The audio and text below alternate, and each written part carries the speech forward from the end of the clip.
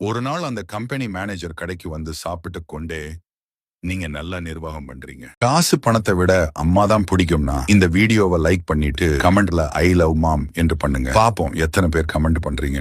கேட்ட அந்த சமோசா கடை பெரியவர் புன்னகைத்து விட்டு சொன்னார், இல்லை, நான் இப்போது உங்களை விட நன்றாகவே முன்னேறி இருக்கேன். எப்படி?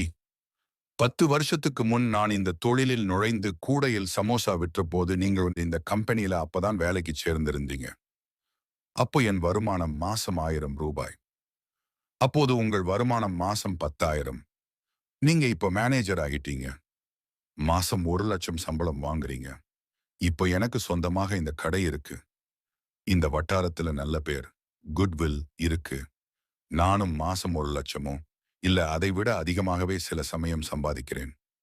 நாளை என் வாரிசுகளுக்கு இந்த தொழிலை நான் தர முடியும். அவர்கள் என்னைப் போல ஜீரோவில் இருந்து துவங்க வேண்டாம். நேரடியாக முதலாளியாக வந்து கடையை வளர்த்தால் போதும். ஆனால் உங்களுக்கு அப்படி இல்லை. உங்கள் பதவியை உங்கள் மகனுக்கு அப்படியே தர முடியாது. உங்கள் இத்தனை வருஷ உழைப்பின் பலன் உங்கள் முதலாளி மகனுக்கு மட்டும்தான் போகும். உங்கள் மகன் மீண்டும் ஜீரோவில் இருந்துதான் துவங்க வேண்டும். நீங்கள் பட்ட அத்தனை கஷ்டத்தையும் அவனும் படுவான். உங்கள் மகன் உங்களைப் போல மேனேஜர் ஆகும்போது என் மகன் எந்த நிலையில் இருப்பான் என்று நீங்க கணக்கு போட்டுக்கோங்க. ஒருவேளை உங்க மகன் என் மகனிடம் வேலைக்கு வந்தாலும் வரலாம் என்றார். அதை கேட்டு திடுக்கிட்ட அந்த மேனேஜர் சமோசாவுக்கு பணத்தை கொடுத்துவிட்டு ஓடியே விட்டார்.